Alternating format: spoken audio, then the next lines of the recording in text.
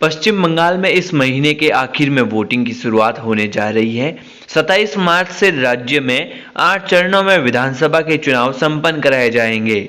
Bharatiya Janata party ने बंगाल में दीदी के किला को फतह करने के लिए एड़ी चोटी का जोर लगा दिया है। बीजेपी ने पश्चिम बंगाल की सत्ताधारी पार्टी टीएमसी के शुभेंदु अधिकारी समेत कई बड़े नेताओं को तोड़कर अपने पाले में लाने में कामयाब रही।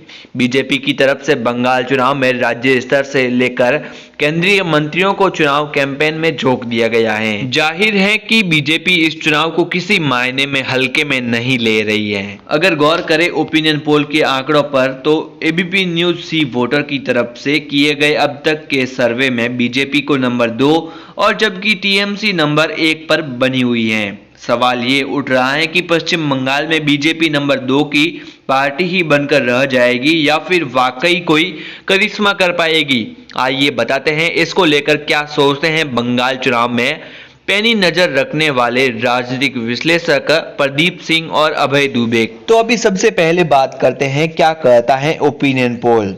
जनवरी में एबीपी सी वोटर की तरफ से किए गए ओपिनियन पोल के दौरान पश्चिम बंगाल की सत्ताधारी तृणमूल कांग्रेस को 154 से 162 सीटें जीतने का अनुमान लगाया गया था। बीजेपी को 98 से लेकर 106 सीटें जबकि कांग्रेस लेफ्ट गठबंधन को 26 से 34 सीटों पर जीत की उम्मीद जताई गई थी ओपिनियन पोल के मुताबिक। लेकिन मार्च महीने में जब ओपिनियन पोल किया गया तो यह आंकड़ा थोड़ा बदल गया। इस ओपिनियन पोल में बीजेपी और टीएमसी को सीटों में बढ़त मिलती हुई दिखी।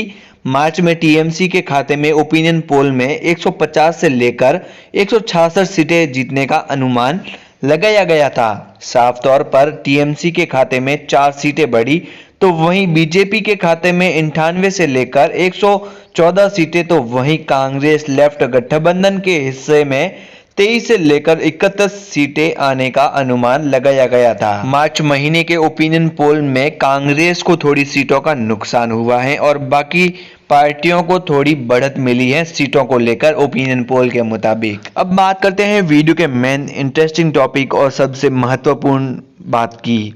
क्या बंगाल में नंबर 2 पर ही बनी रहेगी भारतीय जनता पार्टी? पश्चिम बंगाल की 294 सदस्यीय विधानसभा में सरकार बनाने के लिए किसी भी दल के पास कम से कम 147 सीटों की आवश्यकता होगी। ऐसी स्थिति में ओपिनियन पोल के हिसाब से फिलहाल बंगाल में ममता बनर्जी की अगुवाई वाली टीएमसी की सरकार बनती हुई दिखाई दे रही है। लेकिन राजनीतिक विश्लेषक अभय कुमार दुबे बताते हैं कि ओपिनियन पोल के हिसाब से भले ही बंगाल में टीएमसी की सरकार बनती हुई दिखाई दे रही हो पर बंगाल में चुनावी बयार ममता बनर्जी के खिलाफ है। अभय दुबे बताते हैं कि बंगाल के करीब से जानने वाले पत्रकारों का यह कहना है कि इस वक्त ममता बनर्जी सरकार के खिलाफ जबरदस्त सत्ता विरोधी लहर चल रही है। ऐसी स्थिति में अगर इसका किसी दल को चुनाव में फायदा होने वाला है तो वो है पार्टी बीजेपी। उन्होंने कहा है कि ओपिनियन पोल की कोई गारंटी नहीं है। ओपिनियन पोल में बंगाल चुनाव को लेकर सच्चाई सामने नहीं आ पा रही है। तो चलिए अब जानते हैं क्या लेफ्ट कांग्रेस गठबंधन के कमजोर होने से बीजेपी को होगा फायदा। पॉलिटिकल एक्सपर्ट प्रदीप सिंह बताते हैं कि बंगाल में बीजेपी और मजबूत उसी सूरत में होगी जब कांग्रेस लेफ्ट गठबंधन और कमजोर होगा। उसकी वजह है ममता बनर्जी की नेतृत्व वाले वोटर का इंटैक्ट होना। उन्होंने कहा कि ममता के वोटर इस चुनाव में टीएमसी को छोड़ और कहीं नहीं जा रहे हैं। ऐसे में बंगाल चुनाव में बीजेपी नंबर 2 की पार्टी बनेगी या सत्ता में आएगी ये सिर्फ इस पर निर्भर करेगा कि चुनाव में और कितना कांग्रेस लेफ्ट गठबंधन कमजोर होता है, क्योंकि इस गठबंधन के वोटर के ही भारतीय जनता पार्टी के पक्ष में आने की उम्मीद है। और आपको क्या लगता है कि क्या बीजेपी सिर्फ 2 नंबर की पार्टी ही बनकर रह जाएगी पश्चिम बंगाल में? कमेंट करके जरूर बताइएगा। और आप पश्चिम बंगाल में किस पार्टी की सरकार चाहते हैं ये भी हमें जरूर बताइएगा।